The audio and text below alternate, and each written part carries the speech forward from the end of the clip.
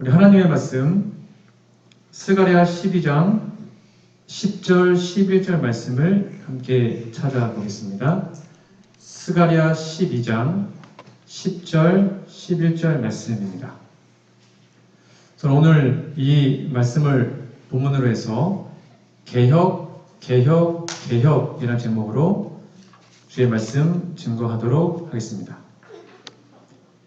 스가랴 12장 10절에서 11절 제가 읽어드리겠습니다.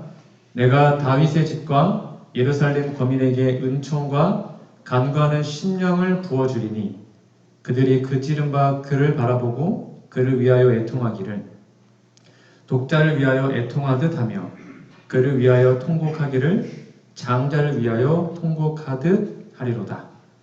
그날에 예루살렘에 큰 애통이 있으리니 무기또 골짜기 하다 드림몬에 있던 애통과 같을 것이라.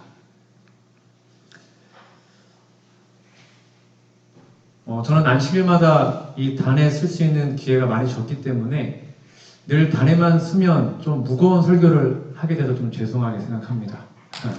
그런데 그것이 제가 느끼기에는 중요하기 때문에 오늘도 약간 무거운 주제이지만 정말 교회를 사랑하는 마음으로 말씀을 준비했습니다. 여러분, 부흥과 개혁이라는 단어를 들으면 언제나 우리 마음을 설레게도 하고 또 때로는 부담스럽게도 합니다. 왜냐하면 우리의 삶에 개혁할 것이 많고 교회는 잘 부흥되지 않는 것처럼 느껴지기 때문이죠. 예수님의 재림이 얼마 남지 않은 지금 우리에게 가장 필요한 것은 무엇일까요? 목사에게 보낸 권면에 이런 말씀이 있습니다. 우리의 모든 교회 안에 철저한 개혁이 필요하다. 이 모든에는 우리 춘천중앙교회도 포함되겠죠. 모든 교회에 아주 철저한 개혁이 필요하답니다. 하나님의 회심시키는 능력이 교회 안에 들어와야만 한다. 왜냐하면 목사 포함해서 우리가 진심으로 매일의 삶에 회심, 진정한 회개의 변화가 많이 부족하기 때문에 그래서 개혁이 시작되지 않고 있는 거죠. 그러면 이러한 철저한 개혁이 어떻게 하면 순수하고 진실되게 일어날 수 있을까요? 하나님께서는 다윗에게 지상에 세워질 성소를 어떻게 지어야 할지 아주 자세하게 말씀하셨습니다. 성소 짓는 방법을 알려주셨죠. 이와 마찬가지로 하나님께서는 그분의 교회, 우리 교회가, 하나님의 교회가 어떻게 잘 지어져야 되는지 영적으로요. 그것을 말씀과 예르신에 명확하게 알려주셨습니다. 그러니까 우리는 하나님께서 알려주신 그냥 말씀대로 그대로만 따르면 우리의 교회가 아주 아름답게 영적으로 변화될 수 있죠. 선지자 이사야가 있었습니다. 이스라엘 백성 사이에 개혁자로서 그들에게 회개의 기별과 개혁의 기별 전했던 이사야가 있었는데 그는 그 부르심을 받았을 때에 주춤하고 겁을 냈습니다. 그 길이 힘든 길이니까요. 그러자 그 이사야를 하나님께서 격려해 주셨고 그 이사야의 그 기별에 모든 백성이 다 반응하지 않을 거지만 그 중에 남은 자들은 반응할 것이니 용기를 내라고 하나님이 말씀하십니다. 여러분, 우리가 부흥과 개혁을 말을 할 때 이 진리를 꼭 기억해야 합니다. 여러분 잘 기억하십시오. 하나님께서 교회 전체를 정결케 하실 것이 아닙니다. 교회 전체가 다 회개하고 부흥하는 것은 불가능합니다. 그렇게 예언되어 있지 않아요. 하나님은 교회 안에 있는 남은 자손, 신실한 자들을 정결케 하실 것입니다. 그러니까 아무리 회개의 기별과 개혁의 기별이 선포되어도 그 말을 안 들을 사람들이 분명히 남아있을 겁니다. 재림 직전까지. 근데 그 말을 받아들이고 개혁하면 그 사람은 남은 자손으로 살아가게 되는 것이죠. 그러므로 부흥과 개혁을 하자고 외치는 이 시대의 우리들의 삶이 먼저 우리들의 삶이 변화되지 않으면 개혁의 기별을 맺힐 수가 없겠죠.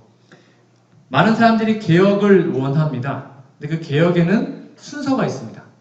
첫 번째는 개인의 개혁입니다. 개인의 삶이 먼저 변화해야 되죠. 그 다음 단계가 가정의 개혁입니다. 당연하겠죠. 내 삶이 변하면 가장 먼저 가정에 같이 사는 사람들이 알아보게 됩니다. 그래서 함께 변하게 돼요. 그리고 가정이 변하면 결국 뭐가 변하는 거예요? 교회가 변하게 됩니다. 모든 개혁은 이 순서대로 이루어져야 됩니다. 거꾸로 연합회나 합회나 교회에서 일방적으로 내리 누르는 개혁은 이루어질 수도 없고 분쟁과 분열을 일으키게 되죠. 그럼 하나님께서 하시는 개혁 사업은 언제나 생애의 가장 작은 부분, 나 하나부터 이 개혁의 시작이 된다는 것입니다. 오늘 이 시간은 진정한 개혁의 세 가지 원칙을 좀 하나씩 살펴보고자 합니다. 첫 번째는 개인적인 개혁인데요. 개인의 삶을 개혁한다 라고 말할 때 가장 중요한 것은 우리들의 행동이 아닙니다. 우리들의 마음입니다. 마음이 변해야 행동은 저절로 변하게 되어 있죠. 치료봉사 180페이지에 있는 말씀입니다.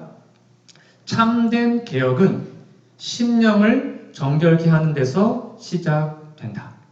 그러니까 우리의 마음의 깊은 곳에서부터 정결하게 돼야 행동이 변하고 그래야 가정이 변하고 교회가 변하는 것입니다. 근데 이 심령의 정결은 우리 힘으로 되어야 안 돼요? 절대 안 됩니다. 여러분의 힘으로 마음이 변하시던가요? 안 돼요. 그래서 이것을 위해서 하나님께 내 마음을 변하게 해달라고 정말로 간절히 끊임없이 기도하셔야 합니다. 그것이 개혁의 첫 단추입니다. 타락한 사람들을 위한 우리의 사업은 오직 그리스도의 은혜가 품성을 다시 형성시키고 예수님의 은혜만 필요한 것입니다. 심령이 하나님과 산 연결을 이룰 때만 참 성공을 거두게 될 것이다. 그러니까 우리 매일 아침마다 새벽마다 이 경험이 돼야 그 다음에 가정과 교회 개혁이 가능하죠. 하나님께서는 우리 자신과 우리의 가정을 먼저 개혁하지 않으면서 교회를 향해 개혁의 기별을 전하면 하나님은 그런 사람을 신뢰하지 않으십니다.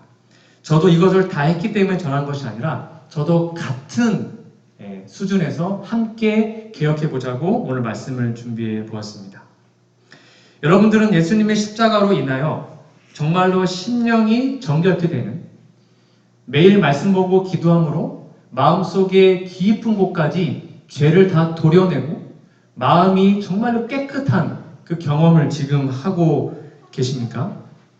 만약에 그 경험을 여러분 하고 계시다면 그 영적인 경험을 계속 유지할 수 있는 방법은 무엇일까요? 우리 자신을 영적으로 순결하게 보존하는 것이 우리의 의무인데 그 방법은 도대체 무엇입니까? 높은 부르심 87페이지에 이런 말씀이 있습니다. 그대는 모든 감정과 정욕을 이성과 양심의 지배 아래 두어야 한다. 모든 감정과 정욕. 쉽게 말하면 누가 막 저를 막 뭐라 그래요? 그러면 이성적으로는 화내면 안 돼, 짜증내면 안 돼. 근데 우리의 본성은 버럭하고 화를 내죠. 그럼 그게 심령이 정결이 된 것이 아니라는 것입니다.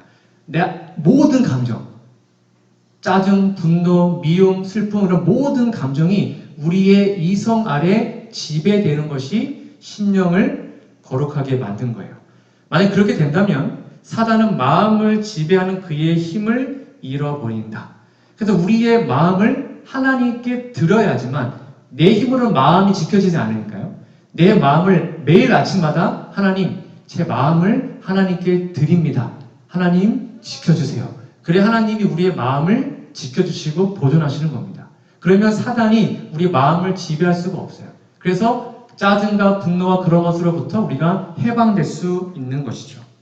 그와 반대로 우리가 우리의 양심의 고결함을 잃어버리고 우리의 이성이 감정보다 약해지면 우리는 사단의 노예가 되는 것입니다. 여러분 우리의 마음의 전쟁터인 거 여러분 다 경험하지 않으셨습니까? 선과 악의 대쟁투가 다른 곳이 있는 것이 아니에요. 우리 마음 안에 있잖아요. 그러므로 우리는 심령과 마음, 양심이 누구 것인지를 명확하게 파악해야 합니다. 여러분 잘 아시는 말씀이죠? 잠언 4장 23절 무릇 지킬 만한 것보다 더욱 내 마음을 지키라. 생명의 근원이 이에서 남이더라. 우리의 마음을 지키지 않으면 생명을 잃어버릴 수 있다는 거예요. 우리의 생명의 근원, 영생의 시작이 우리의 마음을 지키는 것입니다. 이 지킨다는 것은 내가 하는 것이 아닙니다. 내 마음을 하나님께 드려야 하나님이 지켜준다는 거예요. 내 마음의 주인이 하나님임을 매일 아침마다 고백할 때 우리는 이 일을 할 수가 있습니다. 그러므로 여러분, 우리 자신의 마음을 지키고 양심을 깨끗이 하고 정결케 하는 일을 가장 먼저 하는, 매일 아침마다 가장 먼저 이 일을 우리의 삶의 우선순위로 하는 저와 우리 모두가 되기를 간절히 바랍니다. 그래서 사단은 이걸 알아요. 우리의 마음을 약하게 하기 위해서 우리의 몸을 힘들게 합니다. 무슨 말이냐면 교회 증언 2권 347페이지에 보면 이런 말씀이 있어요. 온 몸과 교통하는 뇌신경, 우리의 마음이 여기 머리에 있잖아요. 하나님께서 사람과 교통하며 그의 깊숙한 내적 생애에 영향을 미칠 수 있는 유일한 매개체이다. 그러니까 이 마음이 우리가 하나님과 교통하는 유일한 통로거든요. 근데 그 마음이 몸과 연결되어 있어요. 그러니까 사단은 우리가 아무거나 먹고 늦게 자고 부절제하게 만들어서 우리의 몸을 약하게 합니다. 여러분, 몸이 약해지면 마음이 약해집니다. 100% 그렇습니다. 그래서 사단은 이 마음이 하나님과 우리의 연결 통로인데 그걸 약하게 하기 위해서 온몸과 교통하는 뇌신경, 마음을 약하게 만들고 있는 거예요. 천년의 보낸 기별 237페이지입니다. 총명한 지혜를 가진 남녀들일지라도 어떤 종류의 부절제이든, 이것이 뭐 보는 거든 먹는 거든 어떠한 종류의 부절제이든 그것으로 말미암아 도덕적 힘이 마비됩니다. 양심이 마비되는 것입니다.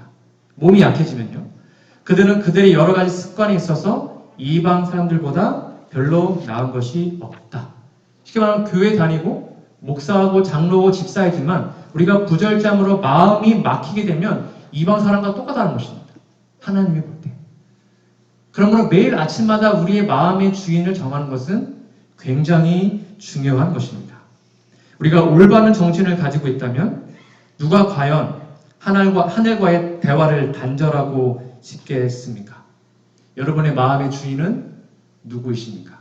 혹시 우리의 삶에 아직도 부절제한 것이 있다면 하나님 앞에 다 내려놓으시고 우리의 마음이 정결하게 될 수 있도록 첫 번째 개혁의 단추를 끼는 저와 우리 모두가 되시기를 간절히 소망합니다.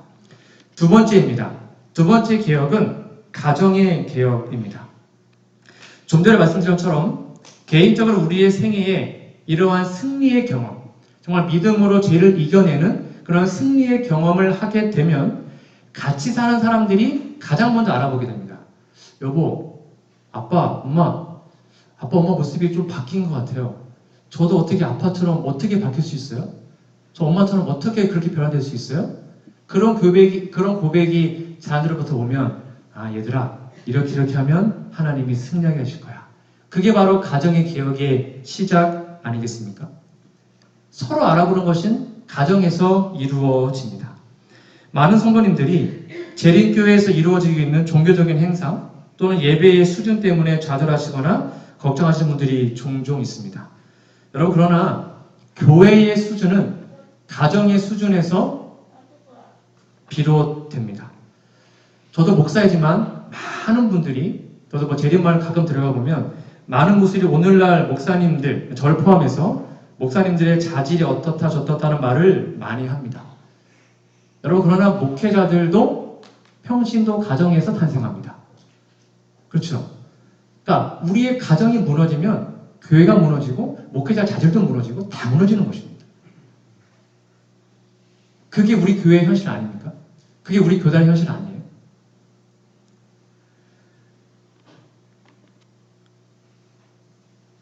가정의 보루, 가정의 신앙은 교회에서 신앙보다 앞장서야 한다. 여러분 잘 보셔야 됩니다. 가정에서 교회의 번영의 기초가 놓여진다. 그래서 지금도 사단은 계속 가정을 무너뜨립니다. 가정이 힘들면, 가정이 행복하지 않으면 교회를 부흥할 수 없어요. 절대 불가능합니다. 가정 생활을 지배하는 감화는 교회 생활에 옮겨진다. 가정에서 맨날 문제가 있는데 교회에서 행복하겠습니까? 가정에서 문제 있는데 교회에서 일하라고 일을 하겠습니까? 당연히 안 하죠. 그러므로 교회의 의무는 먼저 가정에서 시작되어야 한다. 우리 가정에서 좋은 신앙을 가질 때 우리는 훌륭한 종교 집회를 가지게 될 것이다. 가정의 보루를 지켜라. 이거는 목사 혼자 할 수 있는 것이 아닙니다. 각 가정의 제사장들, 우리 아버지들, 또 가정의 여왕, 어머니들께서 정말 믿음과 기도를 지금 잘하고 계시지만 여러분의 가정을 잘 보존하시고 지켜주셔야 교회가 부흥하고 개혁할 수 있는 것이죠. 교회증언 6권 119페이지입니다.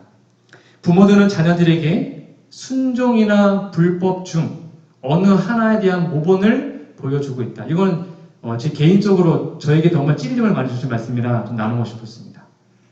자녀가 순종하거나 불법하는 것은 다 부모 저 때문에 나는 것입니다. 그들의 모본과 교훈에 의하여 대부분의 경우 그들은 가정의 영원한 운명이 결정된다. 가정의 영원한 운명이 누구 때문에요? 나 때문에. 교회 아이들이 아니고 부모 때문에 된다는 거예요. 미래의 생에 있어서 자녀들은 부모가 꼴 지어준 그대로 될 것이다. 목사들은 이 문제들을 교인들에게 강조해야 한다. 그걸 제가 지금 강조하는 것입니다. 매우 오랫동안 등한해온 이 엄숙한 의무에 대한 확신을 부모들의 양심에 새겨주라. 먼저 저 자신부터 같이 하자는 것입니다. 이것은 다른 어떤 것으로도 할 수 없는 일, 곧 바리새이주적 정신과 진리를 정하는 일을 분쇄해 버릴 것이다. 매우 오랫동안 등한이었던 것. 우리의 가정을 작은 천국으로 만들고 아침마다 저녁마다 가족 재단을 쌓고 함께 예배드리고 우리 아이들의 영적인 것을 위해서 삶으로서 보여주고 우리가 그러한 삶을 살고 있는지요. 지금 우리에게 필요한 것은 가정의 개혁입니다.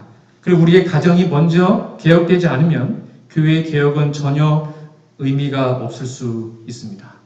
그러므로 저를 포함하여 우리 모두가 다시 한번 우리의 가정을 돌아보고 정말 작은 천국이 될 수 있도록 우리의 자존심 다 내려놓고 함께 기도하고 하나님께 매어 달리는 우리 모두가 되었으면 좋겠습니다. 마지막으로 세 번째, 교회의 개혁입니다. 가장 먼저 나 자신의 개혁이 일어나고 그 결과로 가정이 변하면 당연히 교회는 아름답게 놀랍게도 변하게 되어 있습니다. 이 순서대로 진행되는 개혁은 교회의 아름다운 개혁에 영향을 미칠 것이고요. 영향의 효과는 아마 지속될 것입니다. 생각해보세요. 우리의 삶이 변했습니다. 가정이 작은 천국이에요. 너무 행복해요. 그러면 교회에 오면 어떻게 될까요? 막 정말 즐겁고 행복하게 교회 일을 하지 않겠습니까? 기쁘고 행복하고. 그래서 복음교육책 이렇게 나와 있습니다. 여러분 잘 보세요. 교회를 올바로 평가하려면 하나님이 볼 때, 인간이 볼 때 말이고요. 아니고 하나님이 볼 때 그 교회가 건강하다 아니다를 평가하려면 그 교리나 농명체계에 적혀있는 신자의 수요에 의해서가 아니래요. 우리 150명 모인다. 제적교회 300명이다. 그거 의미 없다는 것입니다. 하나님이 볼 때는.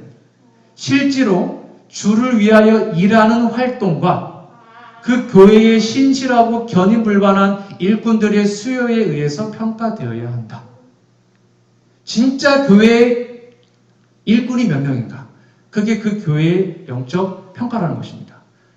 우리는 정말 우리 교회의 일꾼이 몇 명일까요? 이런 일꾼이요. 신실하고 견인불반한 일꾼. 여러분 볼 때 몇 명이신 것 같아요? 정말 충성되고 견인불반하고 하나님 사업에서 목숨을 걸고 최선을 다하는 즐겁고 행복하게 하나님 사업하는 저를 포함해서 우리 교회에 몇 명 있을까요?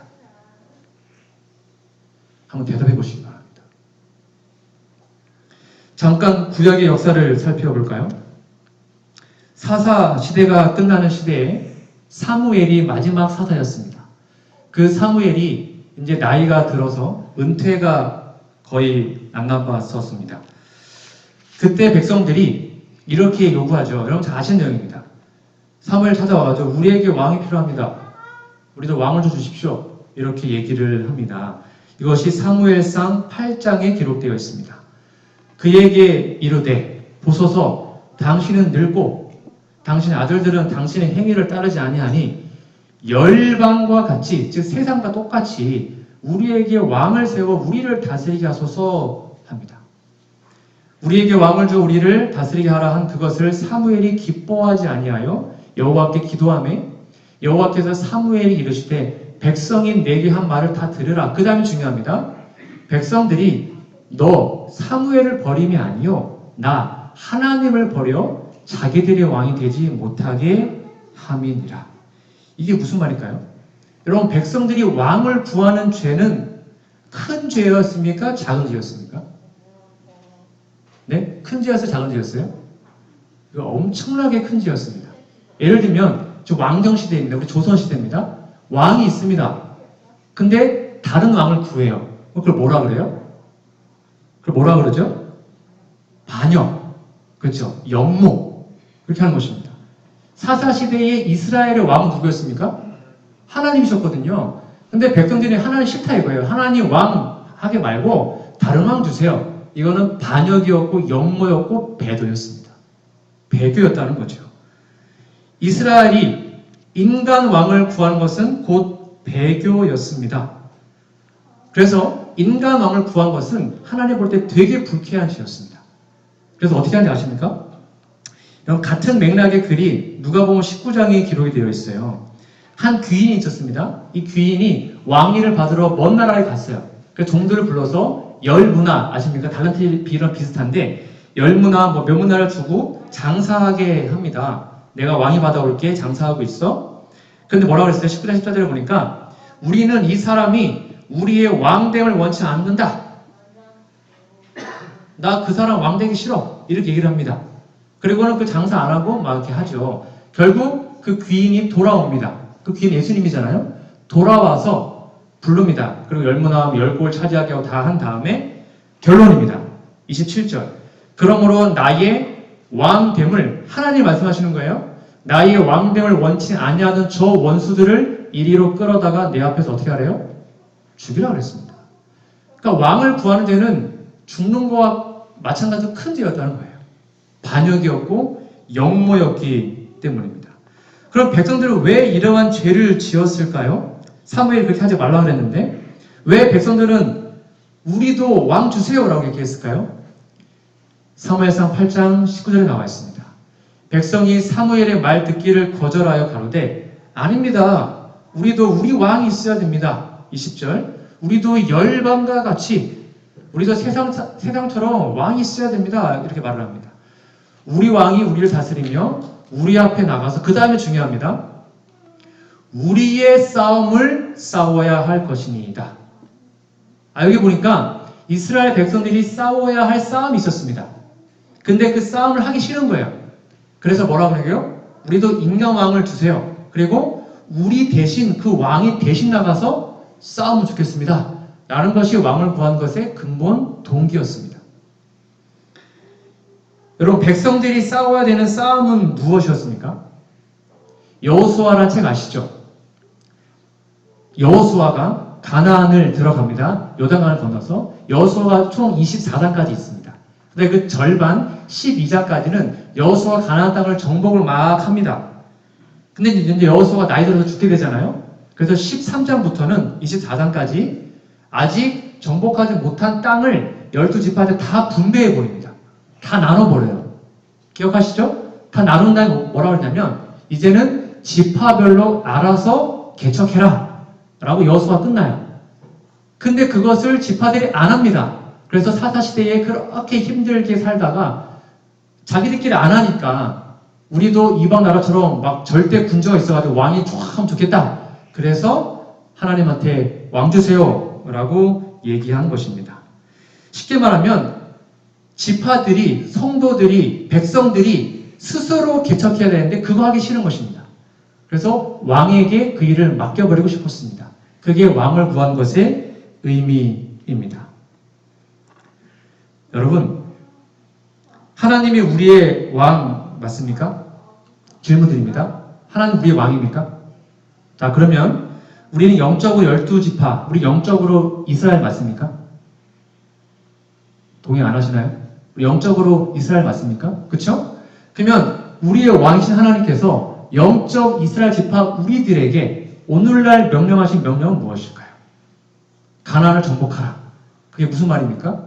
영적으로 복음으로 온 세상을 정복하라는 것입니다. 그것이 지상명령에 나와 있죠. 마태복음 28장 19절입니다. 그러므로 너희는 가서, 잘 아시는 말씀이죠? 모든 족속으로 한 다음에 침례주고 정복해라. 내가 너와 함께 영원토록 함께 하겠다라고 말씀합니다.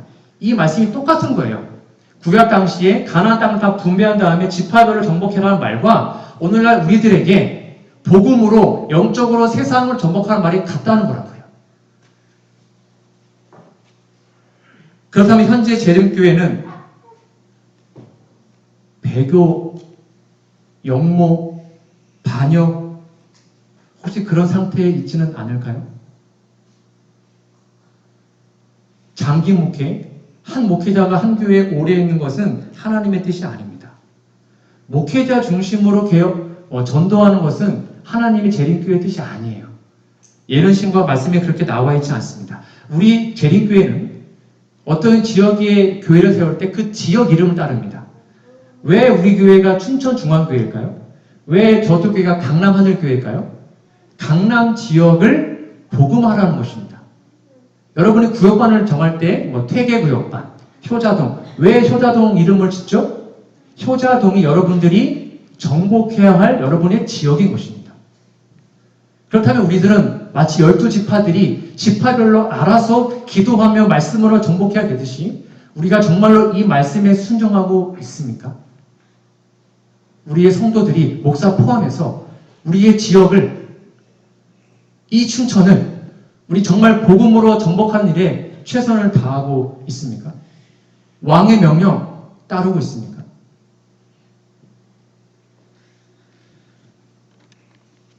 시대소망 822페이지입니다. 제자들에게 맡기신 구주의 명령에는 여러분 잘 보셔야 됩니다. 모든 신자들이 다 포함되어 있다. 이것은 세상 끝날까지 그리스도를 믿는 모든 신자를 포함한다. 영원권 사업이 안수받은 목사에게만 의존된다는 생각은 치명적인 잘못이다. 아까 목사님들은 목회 열심히 전도하시고 저희는 열심히 먹고 살기 위해서 일할게요. 목사님만 전도하시는 거 아닙니까? 그것은 치명적인 잘못이라는 것입니다. 하늘에 영감받은 모든 사람에게 복음 사업이 위탁되어 있다. 그리스도의 생애를 받아들이는, 여러분 다 그러지 않습니까? 모든 사람들은 저희 동료들의 구원을 위해서 일하도록 임명되었다. 이 사업을 위하여 교회가 설립되었으며, 그리고 이 신성한 맹세, 여러분 신성한 맹세가 언제인지 아세요? 여러분 침례받을 때 이제 말씀드려서 하겠습니다. 맹세하지 않습니까? 그 맹세에 스스로 가담한 자들은 모두 그때부터 그리스도와 동역자가 되겠다고 서약하는 것이다 라고 말합니다. 그러므로 구약 당시에 왕을 구한 것은 오늘날 모든 교회에 목회자가 다 상주하고 이제는 목회자가 알아서 활동하시오. 우리는 우리 일을 하겠소. 똑같은 죄를 지금 짓고 있는 것입니다.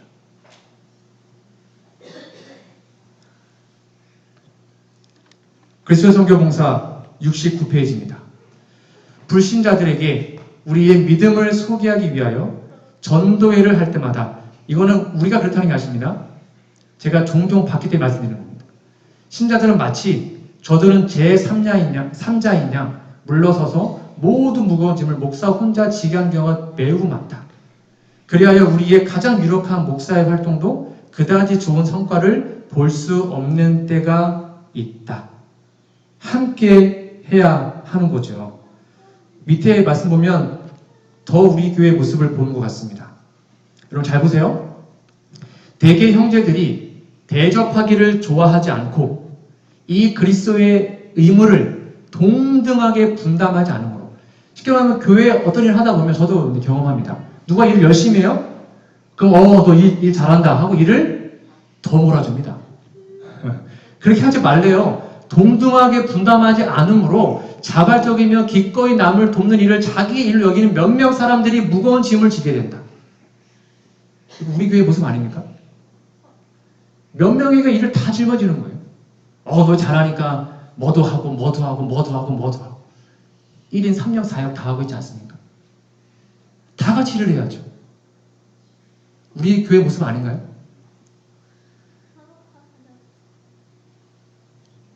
증언보감 2권 157페이지입니다. 진리에 순종하노라고 공언하는 백성들이 잠자고 있다. 만일 그들이 잠에서 깨어날 것 같으면 그들은 현 상태와 같이 안일하게 지낼 수 없을 것이다. 만약 우리가 정말로 영적으로 깨어있다면 지금처럼 안 산다는 거예요. 절 포함해서. 지금처럼 안 살 거예요. 우리가 정말로 깨어있다면. 그들이 정신과 심령과 음성과 글과 시간과 돈으로 다른 사람들에게 봉사해야 할 때 그들은 목사들의 도움에 의존한다. 그렇다면 우리 교회는 깨어 있습니까? 자고 있습니까? 우리 모두 깨어서 순종하는 마음으로 정말 가난을 정복하는 이 일을 우리가 하고 있습니까?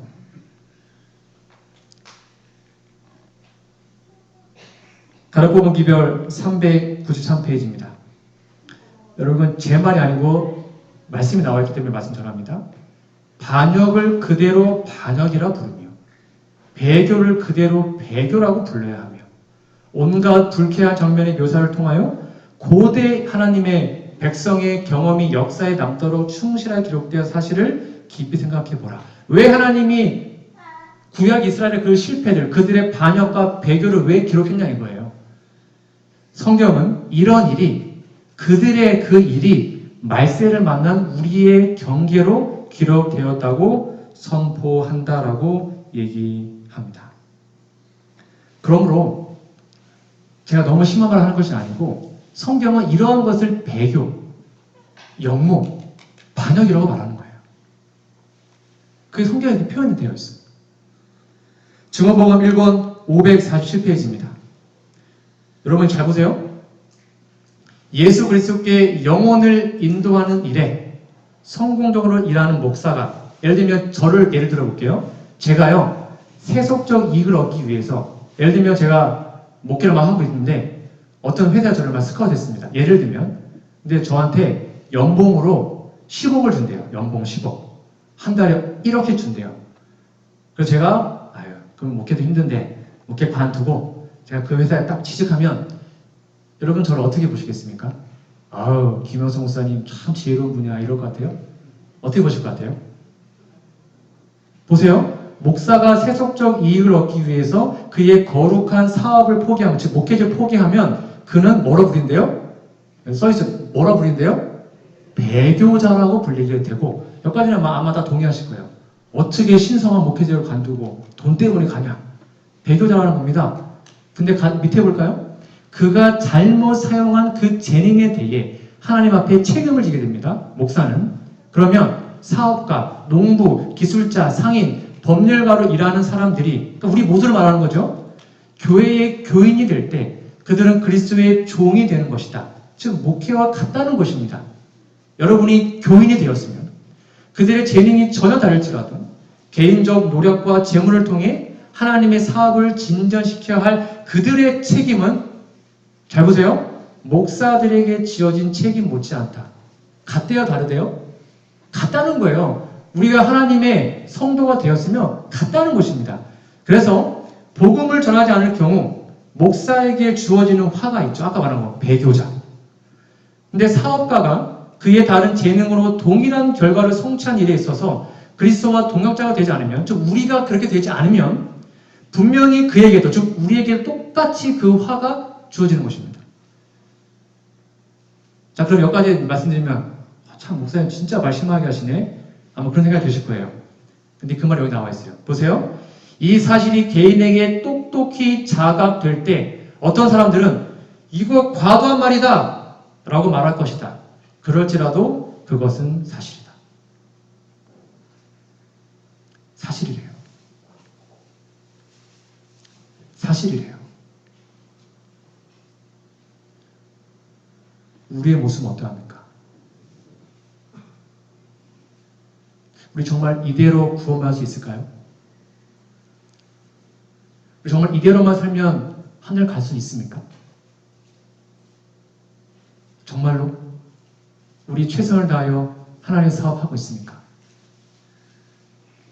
제 자신에게 스스로 이 말씀 준비하면서 물어본 질문이었습니다. 나는 정말 최선을 다하여 하나님의 사업을 하고 있는가? 한 교회에 목사가 2명, 3명, 큰 교회는 4명씩 있죠. 그거 하나님의 뜻일까요? 모든 교회의 목사가 상주하는 것 하나님의 뜻일까요? 하나님의 뜻이 아닙니다. 제가 여러 번 말씀드렸습니다. 초창기 재림교회가 폭발적으로 성장했습니다. 그때는 목사 혼자 10개, 20개, 30개씩 목회했습니다. 그러다가 모든 교회에 담임 목사가 다 상주했을 때 교회의 성장이 멈췄습니다. 그게 재림교회 역사에 나와요. 여러분 어른 다 기억하지 않아요? 우리 60년, 70년대 목사님 혼자 몇 개 했어요? 목회를요? 목사님 혼자 10개씩 했잖아요. 여기 춘천, 하천 지구는 목회자 혼자 하면 충분해요. 목사 혼자 할 수 있어요. 이 지구 전체를 다 할 수 있어요. 그런데 지금 서중안에 저 서울에 큰 교회가 있어요. 1000명 되는 교회. 이름은 말 안 할게요. 거기에 지금 동종합회의 3040들이 엄청나게 몰려갑니다. 거기 목회자가 5명 있습니다. 왜 가는지 아십니까? 교회가 순식간에 몇백 명이 들어왔습니다. 다 수평 이동했습니다. 왜 그런지 아세요? 교인 수가 900명, 1000명이니까 거기 가면 일을 안 해도 돼요. 네, 서로 몰라요. 그리고 어린이 예배 담당 목사한테 맡기고, 학생 예배에 맡기고, 청년반에 맡기고, 본인은 와가지고 딱 11시부터 예배만 딱 드리고 집에 가면 끝. 방문도 안 오죠. 서로 얼굴을 모르니까요. 너무 편해요. 그래서 지금 엄청난 사람들이 거기 몰려가고 있어요.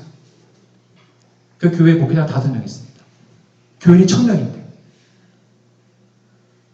교인이 많다는 거는 그만큼 일꾼이 많다는 거 아닙니까?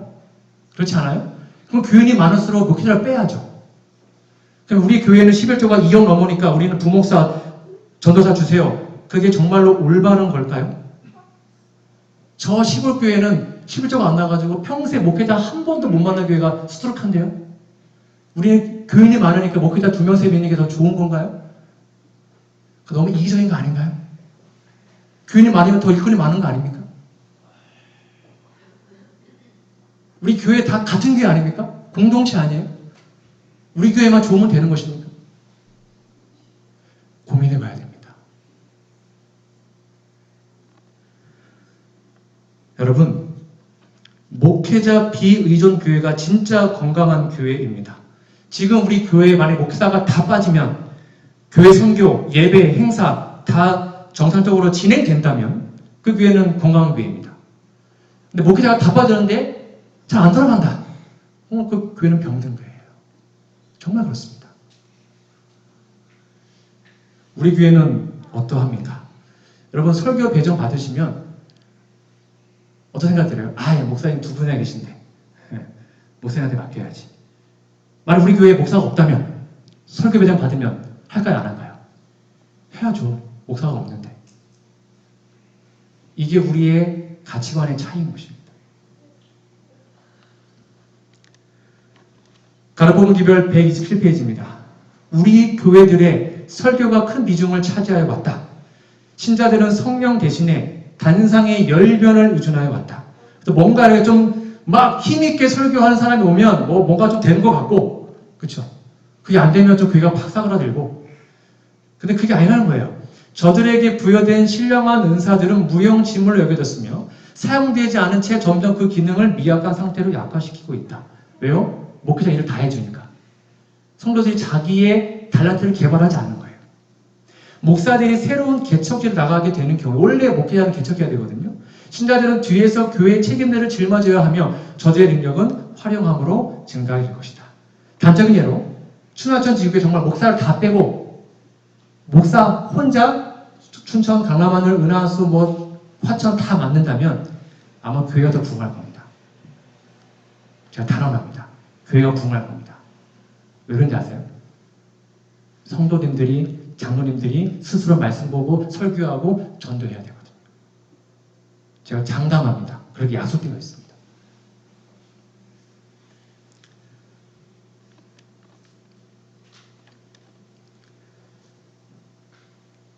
그리스도께서는 복음 사업에 있어서 목사들을 교회의 교육자가 되도록 인도하셨다. 그러면 목사가 도대체 왜 존재하는 건가? 교회를 훈련시키는 것입니다. 그들은 잃어버린 자들을 찾아 구원하는 방법을 백성들에게 가르쳐 주어야 한다. 그렇게 제가 여러 번 말씀드렸잖아요. 예, 전도법, 성경교수법 제가 알려드리겠습니다. 좀 불러주세요. 이제 더 이상 얘기 안 할게요. 안 부르시니까. 그런데 그들이 하고 있는 것이 이 일인가? 목사가? 슬프다. 얼마나 많은 목사들이 교회에 꺼져가는 생명의 불꽃을 살리려고 애써서 부채질하고 있는가?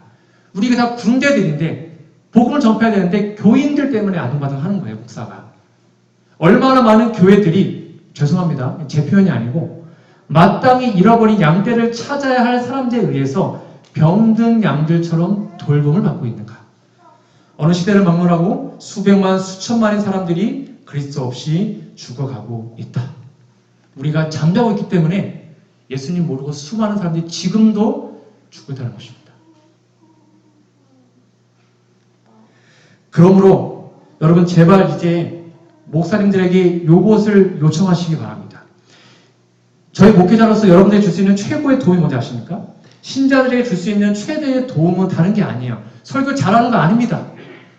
성도 일 다 해주는 거 아니에요. 곧 여러분들에게 하나님을 위하여 일하라고 가르치는 것이고 목사들 의존하지 말고 하나님을 의지하도록 가르치는 것입니다. 목사 없어도 스스로 말씀 보고 기도하고 설교하고 구역방 모이고 전도하고 교회 일하고 하나님 의지해서 능력 없으면 하나님 저 능력 주세요. 저에게 달란트 주세요. 기도하시고 그게 우리가 다 사는 길이에요. 그래야 우리가 살 수 있어요.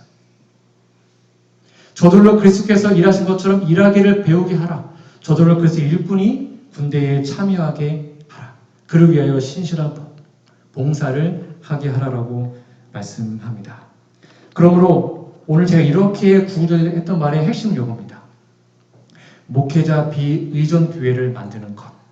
이것이 우리 시대의 최대의 개혁입니다. 종교 개혁 시대에는 하나님의 말씀을 백성들에게 나눠줬죠. 그렇죠? 카톨릭이 막 꽉 잡고 있었잖아요. 루터가 말씀을 해방시켰습니다. 거기서 끝나면 안 돼요. 지금 시대의 종교 개혁은 사역을 백성들에게 나눠주는 것입니다. 목회자가 혼자 다 했던 그 일을 함께 나누고 함께 여러분들이 말씀과 기도와 선교와 설교와 성경교수와 모든 것들을 함께 하는 것입니다. 그것이 이 시대의 진정한 개혁인 것이죠. 전 앞으로 이제 한 30년 정도 목회를 하게 될 텐데 이 말씀을 하면 다시 한번 결심하게 됩니다. 하나님께 잘리지 않는 목회를 해야겠다. 마지막 이 말씀만 하고 오늘 말씀 정리하겠습니다. 여기 보시면 복음교육자 190페이지 보시면요. 어떤 큰 재본소 주인이 있었습니다. 하루는 공장에 들어가 보니까 공장장이요. 기계실에서 간단한 기계를 막 고치고 있고요. 거기 있었던 직공들은 다 팔짱을 끼고 곁에 서가지고 구경하고 있었습니다. 그래서 주인이 부당한 처리를 하지 않기 위해서 불러서 이제 상담한 다음에 퇴직금을 주고 그 공장장을 면직시켰습니다. 이 공장장이 깜짝 놀랐어요. 자기 열심히 했거든요. 열심히 막 기계 막 고치고 있었는데 딱 부르더니 you fire 끝났다는 것입니다. 나가라는 거예요. 주인이 말을 합니다. 나는 그대로 하여금 6사람을 감독하게 그들을 훈련하고 이렇게 하려고 그대를 채용했는데 내가 보니까 6사람 놀고 있고 그들 혼자만 일하고 있으니까 그것은 6사람 중 누구나 할 수 있는 거다. 그런즉 나는 그대로 하여금 6사람에게 노는 법을 가르치게 하라고 7사람의 삭을 줄 수 없다. 그래서 잘렸습니다. 이 말씀대로 하면 아마 재림교회 많은 목회자들이 잘릴 거예요. 하나님. 성도들이 할 일을 본인이 다 하면서 난 열심히 하고 있어. 왜 그렇게 하면 성도들이 좋아해 주거든요. 정말 그래요. 인기 많죠. 목사 일 다 하니까. 우리 목사님 부지런하고 헌신적이고 다 좋아. 근데 하나님 볼 때는 you fire, 면직. 함께 일하도록 훈련하고 붙돋아주고 으쌰으쌰하게 도와주고 그게 오늘날 우리의 종교 개혁입니다. 여러분 이 사실을 꼭 기억하시고 우리가 해야 할 일을 여러분과 함께 나눠서 하나님의 교회를 세우는 우리 모두가 되었으면 좋겠습니다. 말씀의 결론 맺겠습니다. 저는 오늘 스가랴 12장 10절 12절 말씀 본문으로 해서 개혁이라는 제목으로 말씀을 드렸습니다. 오늘날 우리는 하늘 가나안에 매우 가까이 와 있습니다.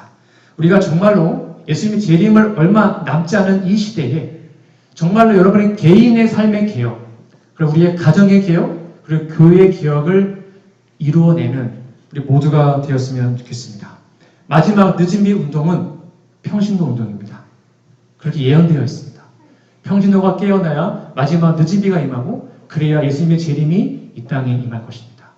아무쪼록 우리의 모두의 삶이 진정한 개혁의 길을 이루는 그러한 삶이 되었으면 좋겠습니다.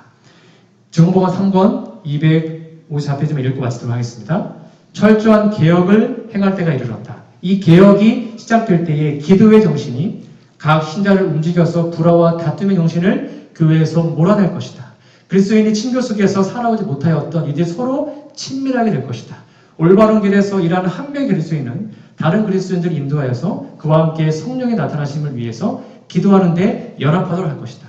모든 사람들이 성령의 생각과 일치함으로 개혁을 하면 어떤 혼란도 일지 않을 것이다. 신자들은 서로 갈라놓은 장벽은 깨어지고 하나님의 종들은 같은 일을 말할 것이다. 오직 재림이죠. 그때야 비로소 주님은 그 종들과 더불어 협력할 것이다. 아멘. 이러한 아름다운 모습이 우리의 교회에 정말로 수년 내에, 아니요 순식간에 일어날 수 있도록 우리 개인의 개혁, 가정의 개혁, 교회 개혁을 이루는 저와 우리 모두가 되기를 간절히 바라며 오늘 말씀을 마치도록 하겠습니다. 이제는 오늘 주신 말씀처럼 매일 아침마다 개인의 마음의 개혁을 이루고 우리의 가정을 작은 천국으로 만들고 하나님의 교회를 하나님의 뜻대로 개혁하기로 결심한 우리 모든 성도들 위해 주 예수 그리스도의 은혜와 아버지 하나님의 사랑과 성령님의 감동하심이 이제부터 영원까지 함께 하시기를 축원합니다. 아멘.